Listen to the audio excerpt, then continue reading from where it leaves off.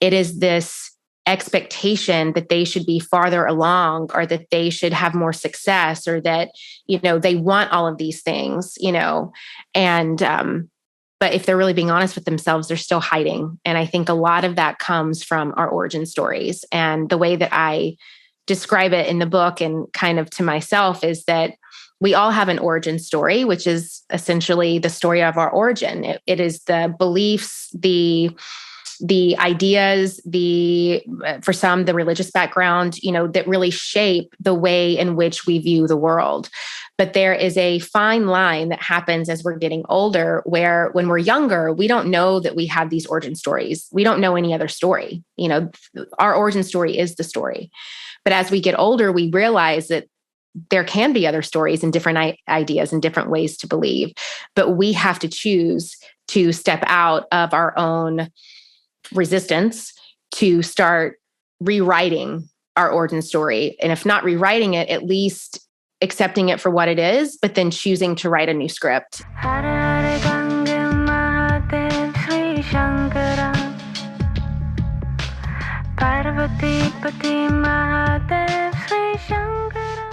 Namaste, it's Sahara Rose, and welcome back to the Highest Self podcast, a place where we discuss what makes you your soul's highest evolvement.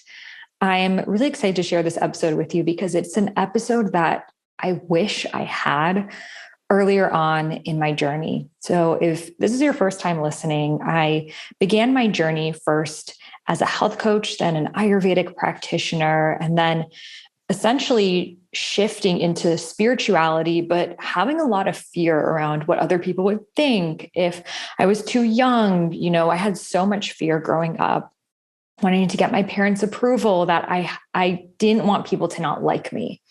And I had never met anyone before who was an author or influencer or any kind of person putting content out there. So I had a lot of questions that I'd figure out on my own. How do I get on a podcast? How do I get a book deal? How do I share my message? What if I get a hater comment? How do I deal with this hater comment? And they were just things that I've had to learn along the way now in the past decade plus that I've been doing this work. And I will say that I definitely experienced a lot of anxiety around it. And I'm so grateful for this conversation because we are really able to speak into some of these experiences, these fears, these limiting beliefs that happen when we are afraid of being seen. We're afraid of being judged. We're afraid of people saying, who are you to be talking about this? You're not an expert. You're not this. But at the same time, we have this deep desire inside of ourselves to share our voices, to share our story, to share our messages with the world because we know it can help people. So in this conversation, I sit down with author Julie Solomon to really dive into these topics. So she was a publicist that now is helping people to pitch themselves, to share their messages, to understand their origin story, and to be able to now use that origin story to give permission to other people to share theirs.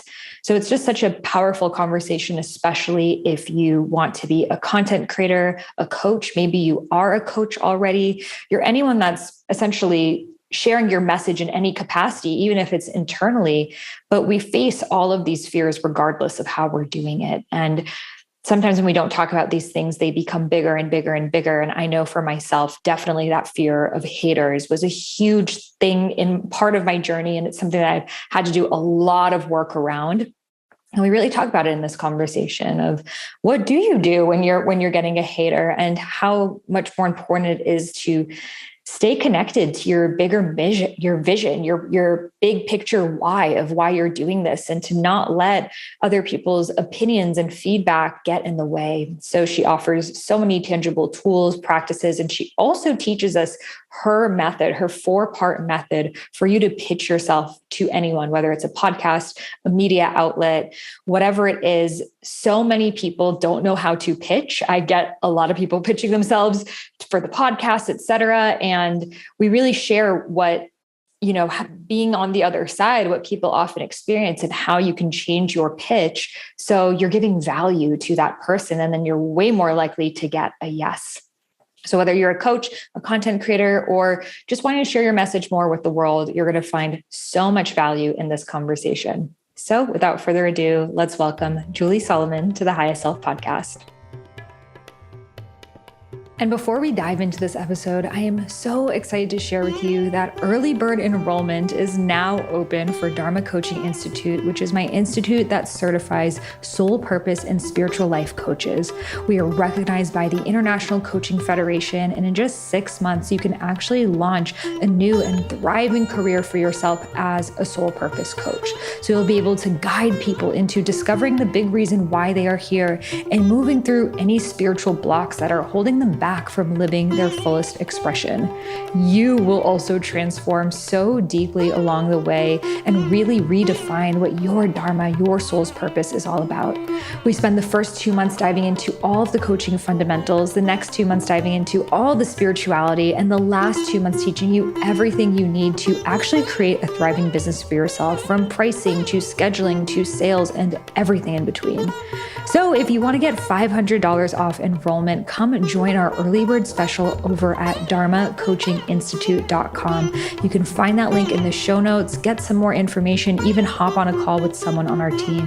So again, that's Dharma, DHARMA, coachinginstitute.com, and you can find that link in the show notes. Class starts week of October 10th, and I am so excited to see you inside. Welcome, Julie, to the Highest Self podcast. It's so great to have you here. Thank you so much for having me. It's so great to be with you. And I just had the pleasure of having you on my podcast. And so any time I get with you is amazing. And the first question I'd love to ask you is, what makes you your highest self? What makes me my highest self is when I am 100% aligned with source.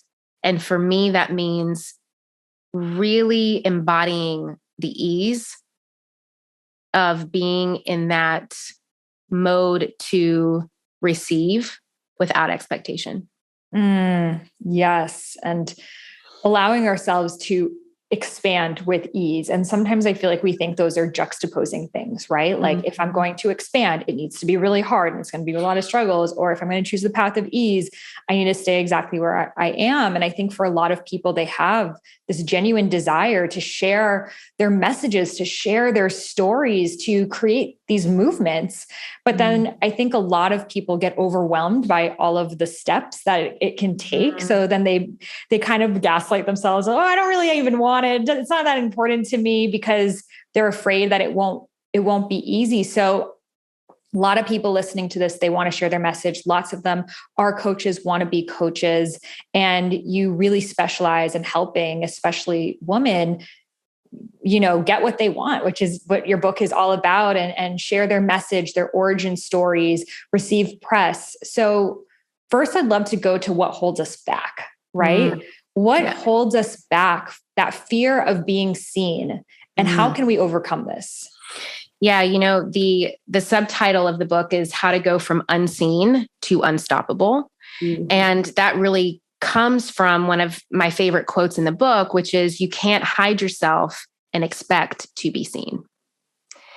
And that is, I see, and I don't know if you see it in your community as well, but with most of the women that come to me for support or guidance or coaching, whether they are free fans on my podcast or whether they are clients or students of mine, it is this expectation that they should be farther along, or that they should have more success, or that, they want all of these things, but if they're really being honest with themselves, they're still hiding. And I think a lot of that comes from our origin stories. And the way that I describe it in the book and kind of to myself is that we all have an origin story, which is essentially the story of our origin. It is the beliefs, the ideas, for some, the religious background, that really shape the way in which we view the world. But there is a fine line that happens as we're getting older, where when we're younger, we don't know that we have these origin stories. We don't know any other story. Our origin story is the story. But as we get older, we realize that there can be other stories and different ideas and different ways to believe. But we have to choose to step out of our own resistance to start rewriting our origin story. And if not rewriting it, at least accepting it for what it is, but then choosing to write a new script. And so I feel that we actually fall victim to our origin story when we use it to define and shape our current realities. And that's what I see happen with a lot of people that come to me feeling helpless, hopeless, powerless. They want what they want, but they don't know how to get it. And it's because they are living from these origin stories that keep them from being seen. Perfectionism, control, people pleasing, no boundaries, overextending of, their energy, exhaustion, negative ways of achievement, shame, guilt, all of these things that really keep us from being seen. And it's not until we're able to really identify what those are that we're able to step on to a new path to freedom. So powerful. So for someone who might think, well, I didn't have an interesting life. I don't really know if I have an origin story. How can we find maybe those gems or maybe those things that actually are quite extraordinary about us or very relatable about us? How can we begin to tell those stories to other people? Yeah, I think that it's first about really identifying, why are you even saying to yourself that there's nothing interesting about you? What about your origin story has told you to downplay where you've come from, your experience, your background, your worth, your creativity? Really getting curious about that, I think, is huge. And stepping into, I always love the idea too of, let's say I did have something interesting to share. What would it be? If you can't figure those out yourself, allowing yourself to just get curious and even step outside of yourself to say, what would be those things that if someone, a friend or someone that cared about me, that, what is the one thing that lights me up or that really kind of makes me stand out? Or what is it that people, when they want to feel seen and heard and they come to me, what am I reflecting back to them? What am I mirroring back to them? And getting really curious about that. So, it's a good question because that in and of itself is a limiting belief. Mm-hmm. Totally. And I see so many people say that they're like, oh, well, nothing special about me, but they have these specific life experiences. Like maybe you were a nurse during the pandemic, like that's a specific life experience, or what it's like to feel completely burnt out from your corporate job. That's a life experience. Or what it's like to come from a small town where you wondered what it's like in a big city. That's a life experience. And I think, again, just like you said, because we're in the story, we don't realize it's actually a unique story. Yeah. One of my, my pitching students is, she has a physical disability, and still to this day, and, we have to constantly working with her and her mindset, but she's always wanting to lead when she goes to pitch a brand. She never wants to talk about her disability. And I'm always saying to her, that is your unique, beautiful gift. I mean, how many other influencers or content creators or people out there have that unique perspective on life? I mean, you having what you have and you being born with that has given you such a unique perspective that not a lot of people can understand. I can't. I don't know what that's like. No one else in this virtual room knows what that's like. And that's what I'm curious about. How do you see the world? How do you experience the world? How are you able to reach up to a microwave when you can't normally reach it up because your hand doesn't extend that far? How just the day-to-day, the simple things like that could be revolutionary to not only the people that you want to partner with or align with, but even when you're just wanting to build deeper connections to the community around you. So true. And it's often the things that we're the most ashamed about, or we're like, well, I don't want people to only know me because of this thing. So we hide that part of ourselves. A friend of mine, she was arrested in her teen years for grand theft auto. And, now she's this beautiful yoga meditation student, our teacher. And for a long time, she didn't want to tell people that story. She felt like they won't take me seriously. It's embarrassing. And then when she was able to own her story, it actually really expanded her message. She ended up writing a book about it, and it made her so much more relatable to people, not just people who've been arrested, but people who just had something from their past that they felt shame around, that her reclaiming it was able to see it's possible for me to reclaim those parts of me too. Totally. And I think that it's really about coming from this place of working through those, what are those, and I love that question too, or like, what are those things that you think if anyone ever found out about you, your entire world would crumble. What are those things? Write them down, work through them, get to the other side of them, which of course takes a lot of work. But then I think the goal is to be able to use that experience to give others the strength and hope to do the same. And it really comes from that place. So I think that example is a great one. And I share a lot about that in my book about, the credit card. I hid over $30,000 of credit card debt from my husband for years. And then he found out.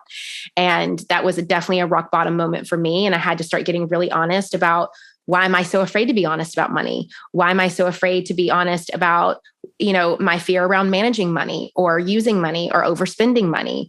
I had a lot of really shameful ideas around money, limiting beliefs that came from my origin story. Because I grew up, we didn't have a lot of money growing up. It was a very scarcity kind of limiting based mindset. And so I had to work through that, but I couldn't work through it if I refused to be aware of it in the first place.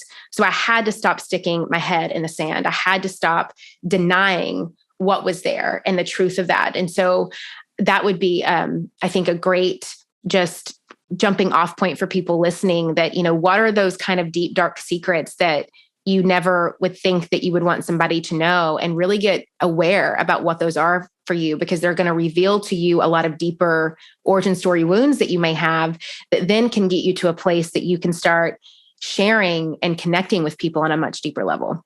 I love that so much. And also even just our interests that may seem out of the box. So for me, I grew up dancing and twerking, and like, that's a huge part of me. But then coming into like writing books on Ayurveda and like spirituality, and you're supposed to wear all white and mala beads. I'm like, well, no one can know that I twerk. Like, no way, gotta hide that one. And I remember the first time I went to a twerk class with my friend, and he put up a video on his story. And I was like, oh my God, like people are going to see, like, I was so nervous.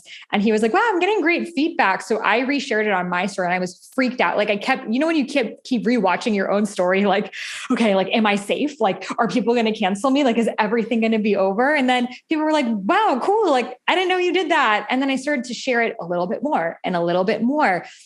And then people started to, at first there definitely was maybe a split between people who were like, that's so cool. And then people who are like, disgusting. Like, and those people who are like, disgusting faded away. And more people who are like, wow, you give me permission to show the multifaceted goddess energy that's within me too. I never saw anyone else do it like this, that now spirituality and twerking is like such a huge part of my brand. And it's definitely controversial for some people, and it elicits an emotional response of like, you're either a hell yes or a hell no. But I'm so glad that I was able to integrate that aspect of me, because it's now given permission to other people to do it in their own ways as well. Oh, that's so true. And I think it's that permission piece that is the driving force. And, and I always love to go back to the why. And, sometimes we'll never know, but I always get curious as to, well, why, if it is so triggering for you, why? Why is it so triggering for you? What have you been told to believe about physical expression or sexual expression or intimate expression of the body? And really kind of just diving into that, because the more that we start to learn our own defects, our own character defects that are keeping us from fully being human, fully being free. That is really kind of the jumping off point, I think, to really start to step in and to get what you want. And so you've got to start answering those deep questions and being reflective. And it doesn't mean that you have to love or like everything that you see or everyone that you see, but really getting, using that as a mirror as to why were you so affected or triggered by something that you saw someone else do or say. Totally. And I think that on social media, when we see someone that's expressing themselves in a way that we would never give ourselves permission to, it's very triggering. And I often get people, and I'm sure you get this too, of like, at first I was triggered by you, and then I started to realize it was, my own work, and you were actually a huge expander to me. So on the other side of that, I think a lot of people are very afraid of triggering people. And even myself too, when I get comments like that, I don't like it. Like, I don't want to trigger people. It's like that inner little good girl in you that wants everyone to like you. So how can we get over the fear of being judged when we do share those different sides of ourselves? Yeah. I think that really comes from that embodiment of confidence, which deeper comes from, I would say, awareness, acceptance, and action. So these are called 3 A's. Yeah. I'm like embodying this as I'm saying it to make sure that this is where I want to go. I think the 3 A's would be perfect for that. So, the 3 A's I didn't make up myself. They're very well known in therapy circles and 12-step groups. But to me, when I learned what the 3 A's were, and then B, started embodying them in my life, I really started to feel free. And the things that used to bother me didn't bother me so much. And I think the biggest gift to the 3 A's is that it started to allow me to really keep the focus on myself. And when I say that, I don't mean I became a selfish person or I didn't care about other people, but it's kind of like that old saying of, if you spot it, you got it. So, if I'm so afraid of being judged, or if I'm judging other people, how can I keep the focus on myself? Because that's really all that I can, to some degree, control anyway. And so the 3 A's, I would love to kind of walk through them a little bit. The first A, it stands for awareness, which I know I've mentioned a little bit. And so this is just really the identification that some problem or dysfunction or challenge in your life exists that you want to change, and really becoming aware in that. So, why am I judging? I need to become aware that I'm judging. Or why am I being bothered that someone is judging me, and having the awareness of that? The second step, which is the absolute hardest one of the 3, is acceptance.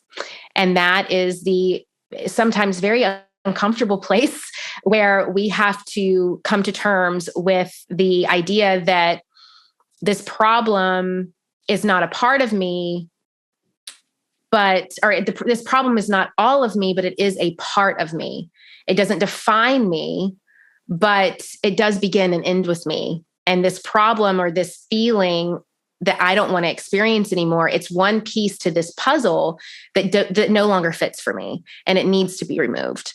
And so acceptance is the answer to all of my problems every day. And it's also the hardest thing to come to terms with, because with the example that you used, I have to be aware that someone is judging me, and that and then it bothers me. And then I have to accept that I can't do anything about it. And that's the hardest part.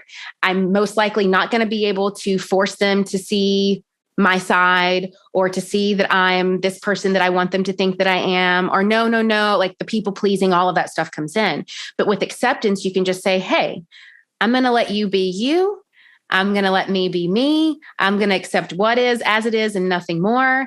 And then you can go into action, which is basically, now what am I going to do about it?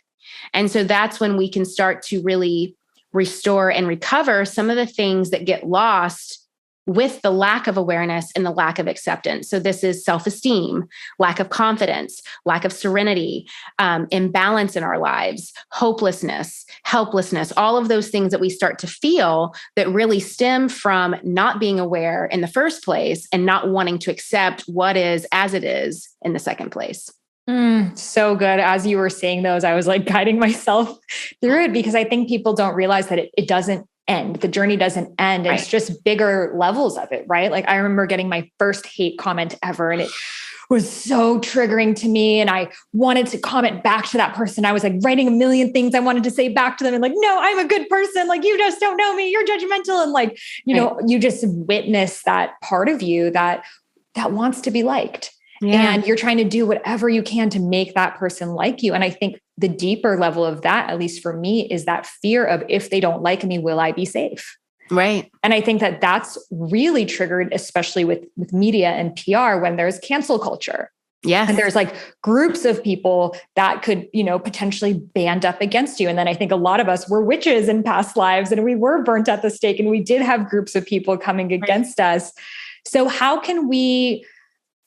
I don't think it's even possible to overcome. Like, would you just keep using that tool, especially if people are getting hater comments, reviews, what practices would you do to not let this linger with us as long as it sometimes does? Because I know even for me, still now doing this over 10 years, like sometimes like I've gotten better at letting it brush off of me, but sometimes it can really linger and then make you afraid of being seen and make you afraid of taking that next step in your visibility and career.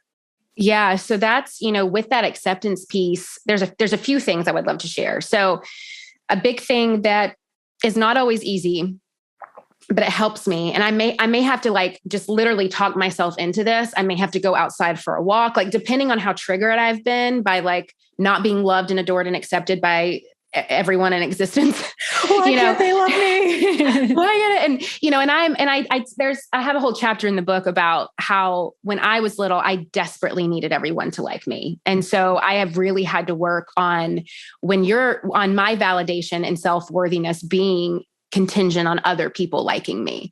And when you are setting yourself up for that, like you're never going to win. Like if your value and your worthiness and your safety and your love is contingent on other people giving it to you, it's a long road down to your rock bottom, but hopefully you will hit that bottom. So then you can work your way back up. And for me, it's that acceptance piece. The other thing with that, I call it Q-tip, quit taking it personally. Which is really hard, but I know I'm like, okay, I got to Q-tip this. Like this does not have my name on it, even though like I wish that I could make them see what I want them to see when I want them to see it and how I want them to see it. Like this just has nothing to do with me. And it purely is a reflection in something that they see in themselves, because we all view the world from our own projection, from our own lens with everything that we do.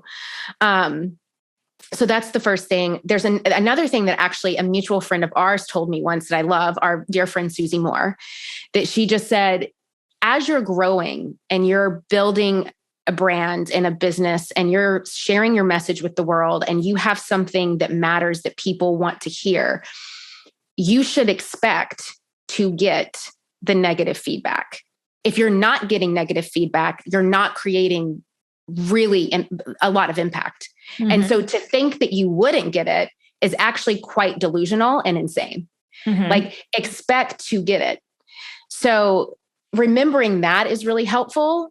And then just, when you do expect to get it, and if you get it, it's like, what am I going to choose to focus on? Because I control that. And am I going to focus on the one nasty comment or the one person that said this or the one person that did that? Or am I going to pivot and actually focus on the lives that I'm changing, the messaging that is moving people, and really what my core purpose and vision is? Because my vision of doing what it is that I'm doing isn't to not have everyone like me. Mm-hmm. It's really not. And so getting back to what that purpose really is. Totally. And it reminds me that there's no one on planet Earth that everyone likes. Like even someone like the Dalai Lama, like the whole country of China, like wants to kill him, right. Like, so you can't, even vanilla ice cream is not liked by every single person. Chocolate's not liked by every single person.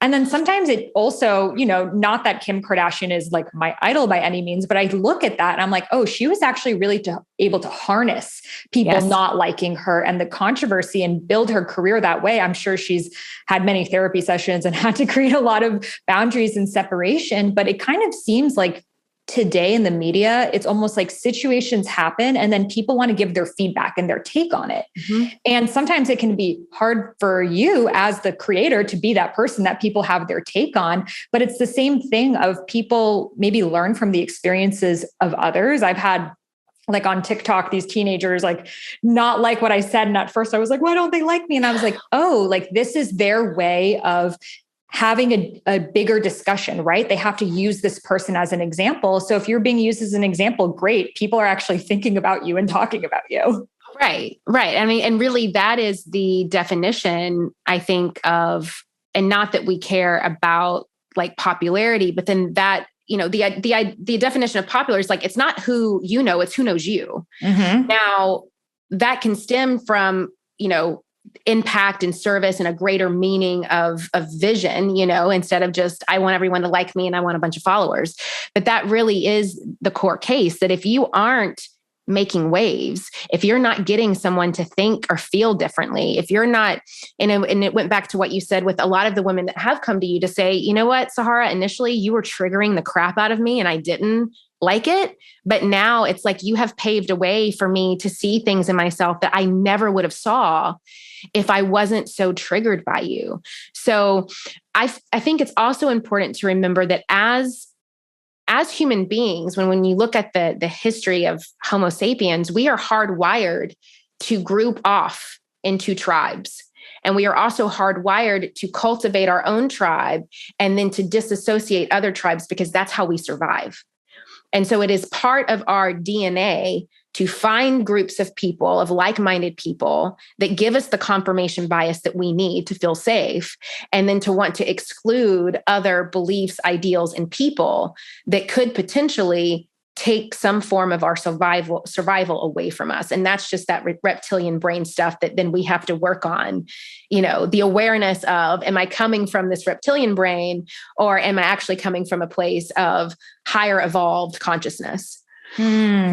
It really comes back to that. It comes back to those tribal survival ways of thinking and the group think. And that's really what cancel culture was on a large scale of people like, I need to be liked by the tribe. So if the tribe is disowning this person, I will be safe if I also disown this person. It will prove that I'm a good person and I'm on the side of the tribe. Right. But then we're not questioning, okay, who created this group think? Where is this narrative coming from? And I think I talked to a lot of my students, and after that, they have become a lot more reserved around sharing their truth and speaking their voices, but we really need it more than ever. And one of the things that a lot of people have trouble with is I feel imposter syndrome around calling myself an expert. I feel like I'm not an expert, and it seems like media wants people to be an expert in something. So how can we overcome that fear, realizing we're the expert in our own experiences, or even not positioning ourselves as an expert per se? Yeah. So I want to touch on a bit of what you were saying, just about like the feedback that people can get and how that makes them feel afraid to show up more. Mm-hmm. And then kind of leading into how this can kind of come into expertise and leadership. But something that I will do, if I posted something, about a month or so ago that was triggering to people, something that I had witnessed, the whole world witnessed, and I was triggered by it and I had an opinion about it. So I shared. And there were a lot of people that just didn't have a lot of great things to say about it. And the way that I manage this is that, if you don't agree with me, that is fine. And I will keep my Instagram open for you to have a sacred and safe space to tell me that you don't agree with me. But if you're going to name call and chastise and bully and belittle and try to, steamroll someone else to get what you want, I am blocking you 2.5 seconds. I don't care. Mm-hmm. And if you want to go and say that I'm, I only want people who agree with me or what, it's like, I don't care. Like, I don't care. I'm not going to take your response to me cultivating a healthy space for my own mental wellness personally. So I do want to advocate for people to, if you're in true alignment with what you are saying, and that it is coming from a place of true integrity and alignment with your soul and with your divine source, then no one can touch that. And so the more that you're coming from that place and that you are steadfast in your belief of coming to that place, and that your side of the street is clean, say it, share it, spread it. The world needs to hear it. And if someone is going to come at you in a way that is toxic, diminishing, belittling, not in service of anyone else, block them faster than you can blink. They do not deserve to be in your space. You do not give people the dignity to come into your social media bedroom and just poo-poo all over you. Not happening. You can go to the tabloids if you want to do that. You're not doing it here. And so I think that it's about having really clear boundaries and non-negotiables also around, how, what you want to say and where that's coming from. But then also, how are you allowing people to treat you? How are you allowing people to talk to you and about you? And I don't leave space for that stuff at all. I have zero tolerance for that kind of stuff.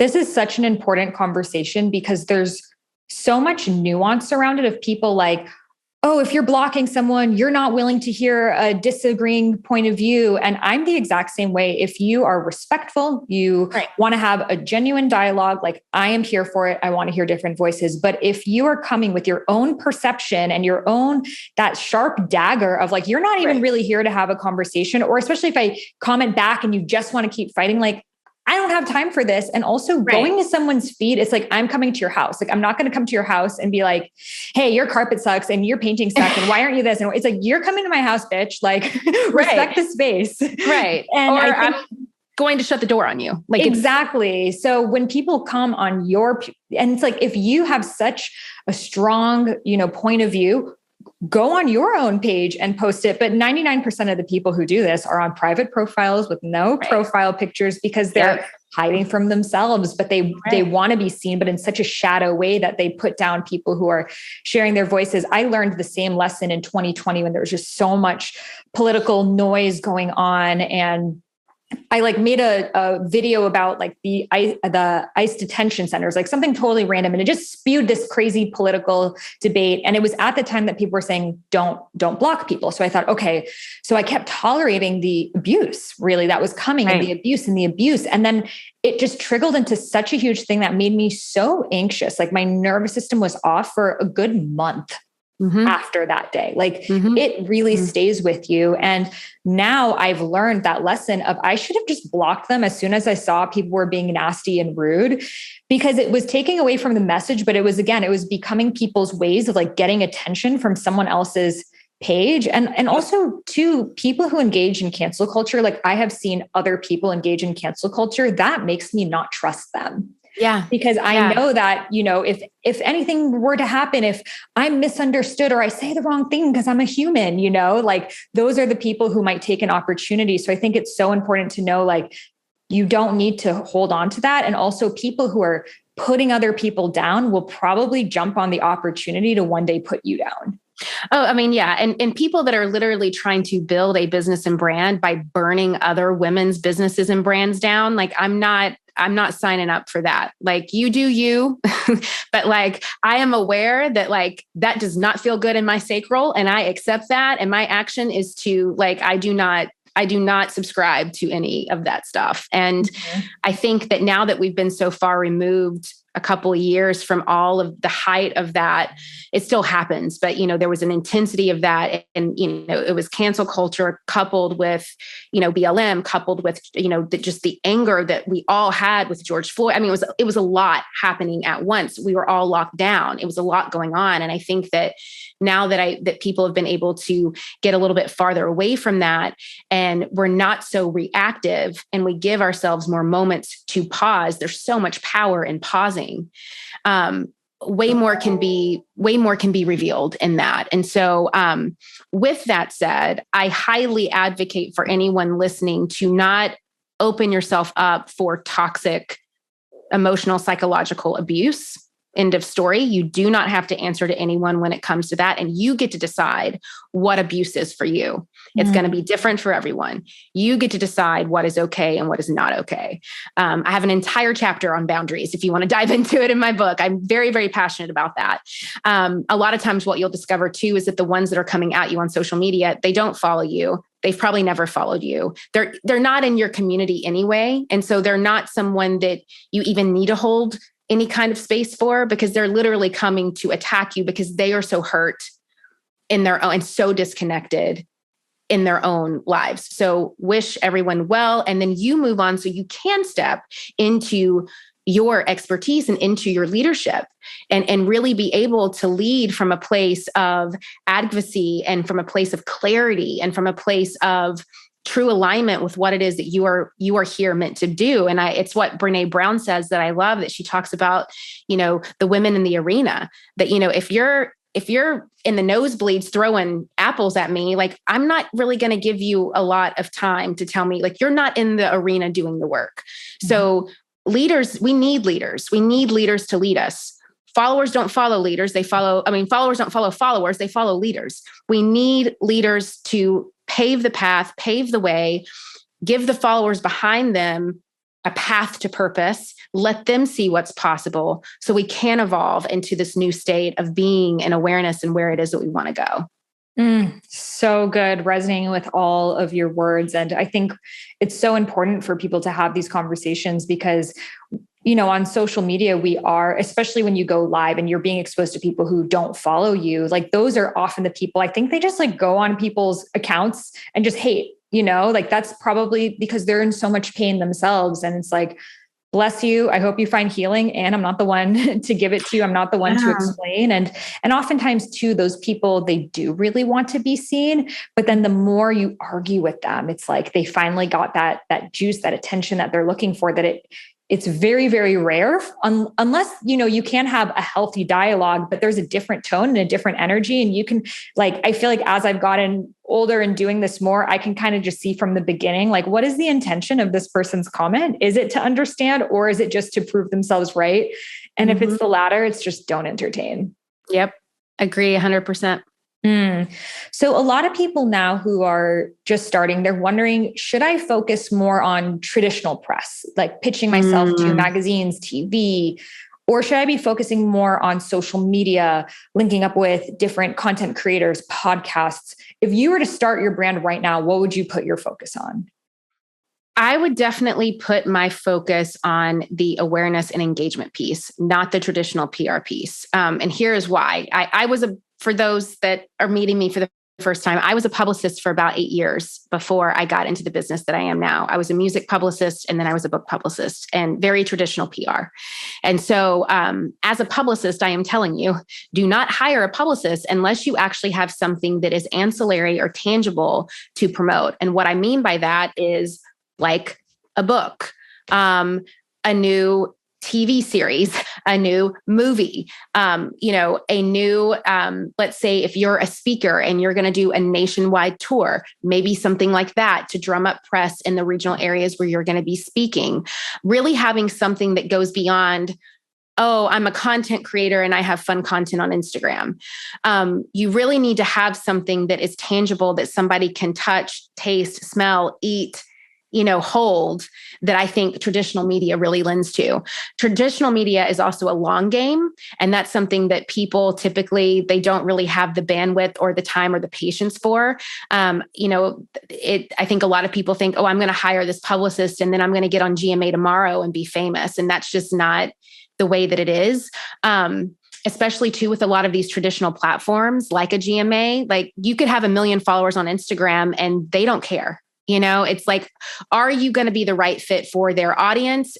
Is what you're pitching something that they're interested in right now? What other kind of noise is happening out there that they're covering? I think now more than ever, it is so hard to get traditional media unless you've really taken the time to kind of build it. And so if I was starting over today, I would not start with traditional media, at least in the beginning. I would start with growing a brand and a platform and an awareness on social media.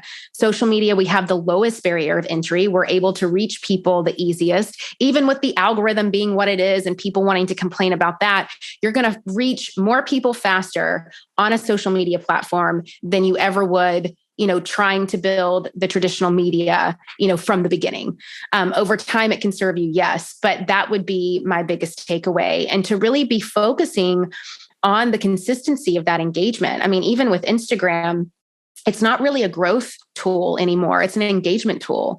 It's not the place where you're going to go on and necessarily go viral. If you're wanting to go viral, then you need to go over to TikTok or YouTube because those algorithms on those platforms still lend to those possibilities. It's a lot harder to go viral on an Instagram these days. However, it's a great place to build awareness and to build that engagement and to build the know, like, and trust and to really create that quality connection that you need with an audience to then be able to nurture them, impact them, and essentially sell to them, in the future. Such important. And I would do the exact same thing, focusing on social media. And I think a lot of people, even myself at the beginning, I thought if only I had the money to hire a publicist, like then all my problems would be solved and someone else. Then you're just going to waste a lot of money. Yeah, exactly. And I remember the first time hiring a publicist and like, they might pitch you to a million places, but it's like maybe 1% of it will hit. And even that they're following up and you need to have something to show for it. And I've also realized too, how timely it is. Right. So having a pitch that's like relevant to the holidays or relevant to Thanksgiving or Halloween or whatever is happening at that time, or even your book, like your book coming out now. But if your book came out 2 years ago, it's not hot enough for the publicist to even pitch it. That was a huge, shocker for me. Cause I thought, this will just be my thing that I'll forever talk about. But they're like, oh, your book came out over a year ago. Like, what's your new thing that you have? I'm like, oh shit, like a new thing, So that's why for me, I just put my focus on social media more, because exactly you can just be yourself. You don't need to like necessarily change it, and be able to just speak authentically to your audience. A lot of people want to be on podcasts, and I see, people, they might not really know how to get on different podcasts. It feels like how does it happen? So what advice do you have for people who maybe they haven't been on a podcast yet to start building that? Yeah. And this is such a great question, because this really essentially comes down to pitching, which I could talk about all day. And, it's really what I started my career on with my course, Pitch It Perfect, to help people do just this thing. And I will even say it's interesting because I've been on the side where I'm pitching clients, and then I've been on the side as a podcaster where I'm receiving pitches. And I'm sure, Sahara, you've seen these. I'm just like, why? Like, I have to read a novel now? Like what's hello, happening? Name. Right. Hello, we love your podcast. Yeah. So I'll go on to say that, we have it listed everywhere we possibly can that we are not taking podcast submissions. I don't care who you are or what you're doing, we're not. And just the reason why is this, because I am now at a place in my business that I am so connected to so many amazing people that I can reach out to Sahara and say, hey, I would love to have you come on my podcast. Or if I don't know Sahara, I'm going to have a friend that knows Sahara that can say, hey, they're going to be able to vouch for Julie's podcast and be like, hey, she wants you on there. Or vice versa. I just had our mutual friend, Susie Moore, connect me with somebody today that she was like, hey, I think this person would be great for your podcast. So because I'm at that place, and this is one way, I don't need to be taking a slew of submissions. The other thing that is really important just to me personally is that I am able to support so many amazing clients and students of mine through various courses and masterminds and coaching opportunities that I have, that I want to highlight them and their success and their growth before highlighting some person that I don't know that came into my support inbox. And so to me, it's that twofold of I've got such a great network of my own relationships, and I have such a great community of clients and students of mine that really the perk of, I talk a lot about impact and influence and pitching and growing your name and your status. And that's a lot of what I do, helping people shine. And so to be able to go to a student and say, wow, like, everything that you have done is phenomenal. Your story is amazing. I would love to have you come on the Influencer podcast to share that.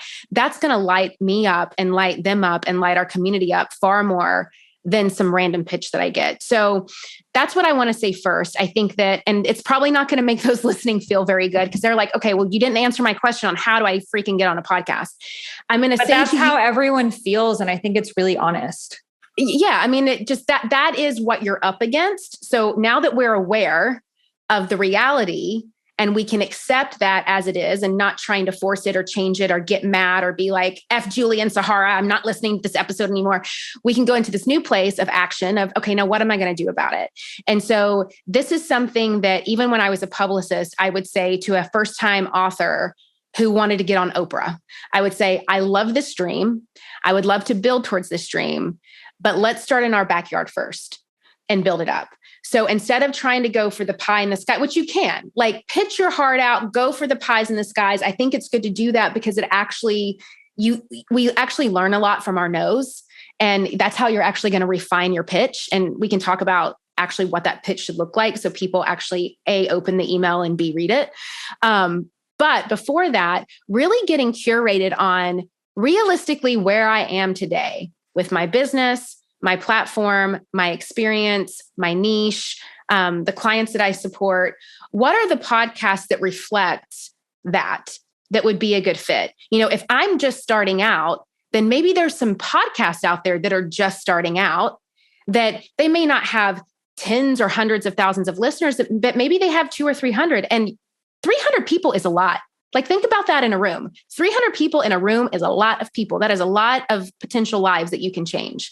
So if you're just starting out, go and find podcasts that are just starting out, that are just building, that are kind of in the same stages of growth that you are in, and just say, let's support one another.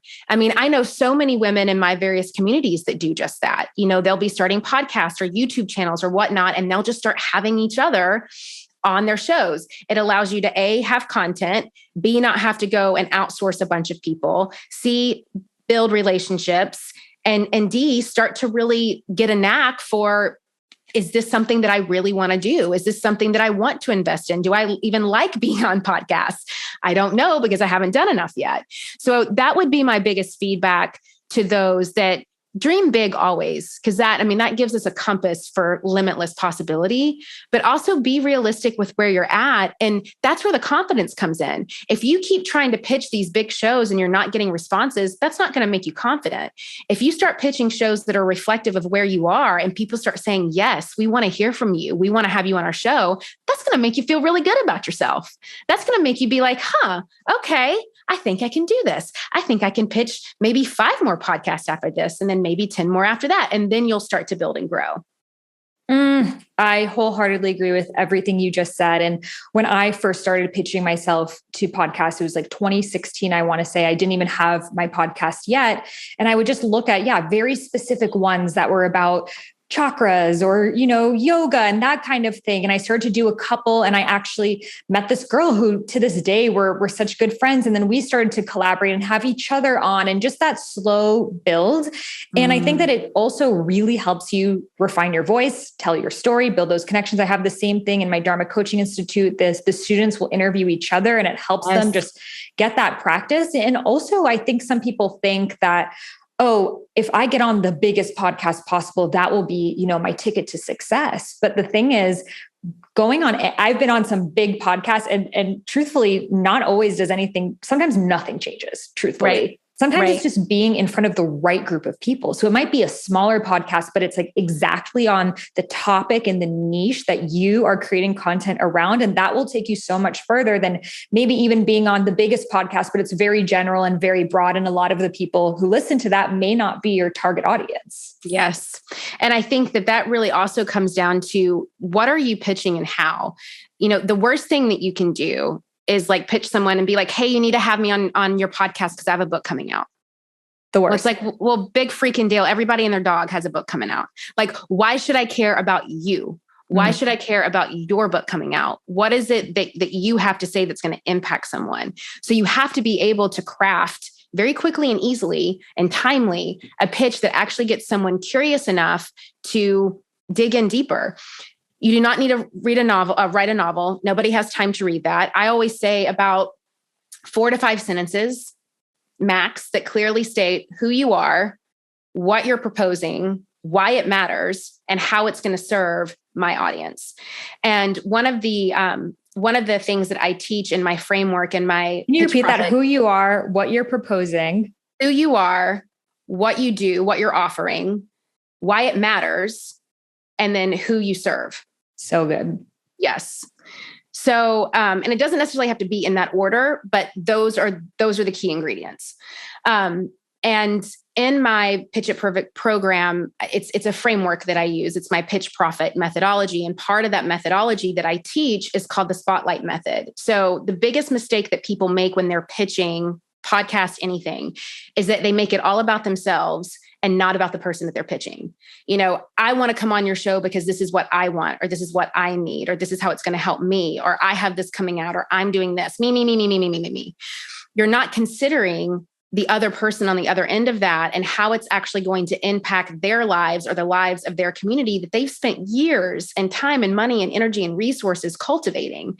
It is an honor to be on someone else's podcast. So how are you going to up level that experience? How are you going to leave that podcast making it better than it was before you got on that podcast? And so really take the spotlight off of you and put it on the other person. Do your research, do your homework. Following the person on Instagram is not doing your research. Listening to an episode, the most recent episode, and putting the title in the pitch is not doing your research. Like, really take the time to listen to the podcast, to get to know the podcast host, to really be able to cultivate an idea and craft a story that would actually be attainable and usable and juicy for that podcast host or that producer to essentially consider having you on. So who are you? Why does that matter? How are you going to be serving the audience? And, what are you essentially offering them? And keeping it really short and sweet. And then follow up 10 times more than you think that you need to, but also give them some time. Don't berate people. If they tell you they're not taking submissions right now, accept that. Maybe follow up a few months later, just hi, checking in again, be kind, be cool, about it, and keep at it. And then the other thing is that if you have resources, if you have connections, use them. If you want to get on a podcast and you can't find a way to get on yourself, do you have a friend that potentially has a connection to that podcast host? Do you have some other kind of way that you could use? And this is why networking and relationships and connections are so important. How can you leverage the relationships that you have to help give you some credit and to help vouch for you? I can't tell you how many times I've reached out to people that I know to be like, hey, I would really love to collaborate with this person or to be on this podcast or to align with this person. Do you mind connecting us? Or if you don't want to connect us, that's fine. Can I use your name? Like, can I name drop you? Is that okay? Always get the consent to do that first and the permission. But with most people, if they're your friend and they vouch for you and they know that you talk the talk and you walk the walk, they'll be more than happy to allow that to happen. So that's kind of some of my tips. Yes. Oh, so good. And you really outlined it in your book, the hard pitch versus the soft pitch, and so helpful for people to go through, because I think a lot of us, and I read these submissions and I'm like, wow, like there's just this level of not really understand there's a human on the other side of this. So if I'm like, I'm so great, and my book is this and my this, with no acknowledgement to the person who's reading this and what they've built, all the energy that they've put into it, how deliberate and intentional they are with all of their guests. And I think that people don't realize this. Or sometimes I have people too, like I had some guy yesterday go to one of my friends and be like, hey, can you ask Sahara if I can be on her podcast? But he wasn't even following me on Instagram. And I'm like, wow, like, at least bare minimum follow me before. Right. Yes. And it's like, and it's that thing of like, no connection there. And we're humans. We, everyone that I have on the podcast is someone that I've had a conversation with before, because it's like, if I've never met that person, I have no context of who they are. It's like a little bit awkward sometimes to the first time be dropping in for a podcast conversation. So it's like you're saying, build those connections. If you don't have any friends who have friends that are in the podcast realm, well, guess what? There's tons of courses out there. There's tons of communities out there. There's tons of events you can go to. There's so many ways that you can plug in. No one was born knowing this, we weren't born in a podcast realm. Even we met 2 years ago, I want to say, speaking on a panel. So, and it's also that consistency too of like, there are people that you see, it's like, okay, I see you're doing your podcast. And then it's like the divine timing that it aligns. And I think sometimes we try to force it. And then maybe it just wasn't, you hadn't built your career yet enough, or your message was different at that time, or it's just that person needed something different at that time. So don't think that maybe right now you're not on whoever's podcast, but you may be in a few years with different circumstances. Totally. 100%. So very good. So any final pieces of advice that you have for someone that is really wanting to share their message and voice, but they have this fear of other people are saying the same thing as I am. So how will I stand out? Yeah. Again, that's just a limiting belief. So being aware of that, that it's not real. It's not fact. It's just a story that you're telling yourself. I think what really helps is that a lot of times that comes from this idea of, Julie, I I can't get what I want because I don't know what I want. And all these other people have figured it out. And so, why should I even care? Why, like, it's not going to be possible for me. And what I say in response to that is like, well, we always know what we want because we always know what we don't want. And so the more clear that we can get on what it is that we don't want and write a list if you have to, like whatever that is for you. Like if you no longer want to be sitting in a cubicle, then you kind of know what it is that you want. If you know that you don't want that, if you no longer want to be working 60 hours a week because you would like to be home more with your kids, it's going to start paving the path and giving you the direction of where it is that you want to go. And so I think that getting really clear, the less that you focus on what everyone else is doing, and the more that you can focus on yourself and really getting clear and defined hits as to what that is for you, the easier it's going to be for you to start stepping into that. And so that would be my biggest takeaway for those listening. So good. Yes. I think sometimes we follow everyone that's doing a similar thing to what we're doing because we're interested in that topic. So then we create this story of like, well, isn't everyone a spiritual life coach? Isn't everyone talking about erasing your limiting beliefs and stepping into your fullest purpose? Like, no, you just follow the even 100 people out there that do. So we are in this echo chamber that we think everyone's talking about it, but it's like, go to the grocery store and see how many people are talking about this stuff. And you're lucky if you find one. So I love that of just, sometimes it's just taking ourselves out of that circumstance. Well, thank you so much for sharing all of your juicy, potent, actionable advice today. It was so very helpful and such a great reminder for me as well. And where can listeners dive deeper with your new book? Yes. So you can get What You Want wherever books are sold. We also have an Audible. So if you are someone who loves to listen to books, you can get it on Audible. If you go to juliesolomon.net/get what you want and you order from wherever there are going to be some bonuses and free perks. And you'll get a ticket to a virtual event I'm doing later this summer that really dives deep. It's a Get What You Want workshop that dives deep into a lot of the things and the tools that I share in the book. I am always on Instagram at Jules, Juls Solomon, Solomon, for anyone who loves to connect over there. I'm very chatty Cathy over there in the comments and in the DMs. And then the Influencer Podcast. You are podcast listeners because you're here today. So if you've never heard an episode of the Influencer Podcast and want some guidance on really gaining more clarity, building confidence, and stepping into that empowered leader that you are meant to be, it would be great for you over there. So you can listen to the Influencer Podcast wherever you love to listen to podcasts. Well, thank you so much for sharing everything. I so enjoyed this, and I know the listeners got so much out of it as well. Thank you for being here. Thank you. Thank you. What a juicy, jam-packed conversation that was with Julie Solomon. I hope you took some notes. You can definitely go back and listen to it again because there are so many actionable takeaways. It really was like a masterclass. And these are the types of conversations that I love to deliver you here on Highest Self Podcast, things that you can integrate into your life to allow you to become your soul's highest development and raise the vibration of the planet. And that can only happen when we overcome the fears and the blocks that are holding us back. So if you are wanting to share your voice, this is your call. And I also have so many tools available for you. I'll soon be releasing my new course called Speak with Soul that will be teaching you how to speak from your heart on Instagram Lives, on podcasts, and so much more. So if you're wanting more of this speaking element, be sure to head over to my website, iamsahararose.com, and subscribe to my email list. And that way you will get it first. I'll also have that link in the show notes. And of course, I have my Dharma Coaching Institute that trains you to become a certified spiritual life coach and soul purpose coach, as well as my membership community, Rose Gold Goddesses. So there are so many communities that you can tap into, that you can meet new people, be on each other's podcasts, take that next step. You don't have to be alone. You don't have to figure it all out by yourself.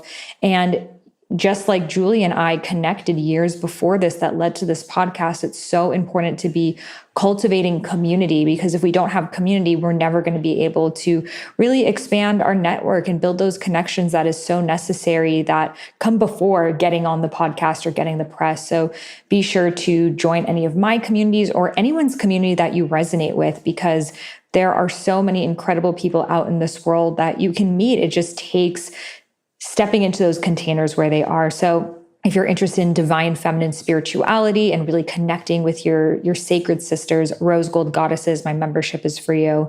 If you're interested in coaching, becoming a spiritual life coach, Dharma Coaching Institute is for you. And if you're excited about speaking, check out Speak with Soul. Julie has her containers. So many of the podcast guests have this container. So I just share this as a reminder to you that this is the time to take action. You know, it's one thing to listen to a podcast, but the next thing is take action on where it will guide you next. So I'm so excited to see the ripple effects of change that you make into this world. And thank you so much for being here today. Namaste.